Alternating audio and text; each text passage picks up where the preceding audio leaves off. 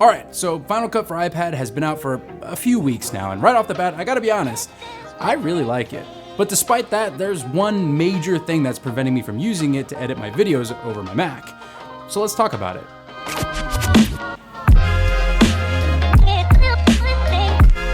First of all, I really like Final Cut for iPad. I think Apple did exactly what we were looking for when it came to bringing the Final Cut experience from the Mac down to the iPad. The UI is smooth and easy to use and easy to understand, especially if you're accustomed to Final Cut on the Mac. All the buttons and settings are exactly where you'd expect them to be and work as intended. I've actually already edited some YouTube shorts on the iPad and uploaded them, and to my surprise, the drawing feature is actually pretty handy for summarizing your video or making specific callouts that would otherwise require a plugin or a separate app, so I completely stand corrected when I said it would be a worst feature. Moving clips around and selecting in and out points all feel natural whether you're using your finger or the Apple Pencil. Pretty much all the features I was looking forward to work as intended. Crazy. So what's the major thing? Why haven't I edited this video on the iPad or any of the others? Well, the major elephant in the room is that there's no efficient way, or heck, it may not even be possible to add in third-party music or plugins at the time of writing this, which really sucks. Now, when it comes to music and sound effects, I use Epidemic Sound, which does have an app making it easy to download files, and yes, you can import them into Final Cut for iPad, even directly from the app, which I definitely didn't stop writing the script to check. But what about motion templates, effects, titles? If you're like me and you have tons of plugins and effects from somewhere like Motion VFX, you're probably wondering how you get all your tools into your iPad. Well, as far as I can tell, you can't, at least for now. Since Final Cut for iPad runs on iPadOS, it's not quite as simple as locating the Motion Templates folder and dropping in your plugins because, well, the file structure and how Final Cut is installed on your iPad just isn't the same. So if you're like me and rely on plugins for your work, you're out of luck until Apple brings in a solution which, if we look at the website, says they are working on, so hopefully we'll see that sooner than later, as it's easily the biggest setback in my workflow. The other thing that sucks is that you can't take your Final Cut project from your Mac and bring it to your iPad, even though you can do the opposite in bringing your iPad project to your Mac.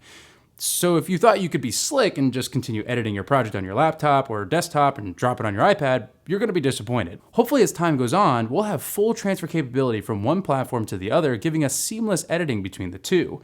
But for now, maybe you're rough cutting your footage on the iPad and then dropping it into your desktop or laptop to finish it up, which honestly is fine. Personally, I'd rather skip the extra step and just edit all in one place, but if you're really eager to cut your footage and for some reason only have your iPad with you, I suppose it's not a bad solution.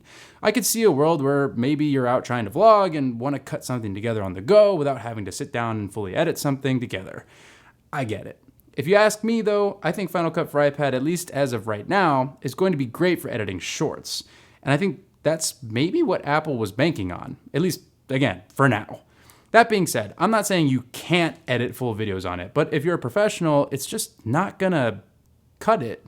And I say that with the full intention to continue using it to cut down my longer videos into shorts because, well, it works great for that. I'm not entirely sure if that's what Apple had in mind, but I think the most useful way to use Final Cut for iPad if you're a professional editor is to simply drop in your fully rendered videos and cut them and recrop them for socials. It's not perfect, but the auto crop feature works okay if you're a one-man team and don't have time to perfectly resize and edit just for TikTok. On the flip side, if you're not a professional and you're watching this because you don't have a laptop or a desktop, then Final Cut for iPad is actually pretty powerful. Now, it may not compete with the likes of CapCut or whatever everyone's using now, but if you're looking to get into editing on a bigger scale, learning Final Cut for iPad is a great way to prepare yourself to jump to Final Cut on the Mac. All in all, I really like Final Cut for the iPad. I think it's a great foundation to what will become a very powerful tool in any creator's workflow, but in time. Like most great things, it needs time to grow, and I think that Apple made the right choice in dropping it now rather than waiting to add more features because it's a powerful tool as it is.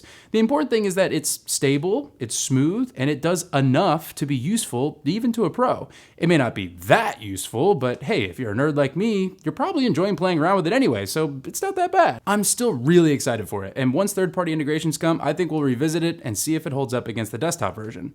But for now, I'm going to keep playing around with it and see what you can do with it because I'm sure there's some fun little features I have yet to come across, and that honestly is a ton of fun to figure out. Let me know in the comments below if you guys would like to see some tutorials on how to use different features like the new auto crop feature or how to import music or even how to draw in your edit. Or don't comment at all. but what's the fun in that? Anyway, I hope you enjoyed this video. If you did, make sure to hit the like button. And as always, make sure to subscribe to see more content like this. You can also follow me on Twitter, Twitch, and Instagram to stay up to date on all things 24 Concept. But until then, I'll see you in the next one. Peace.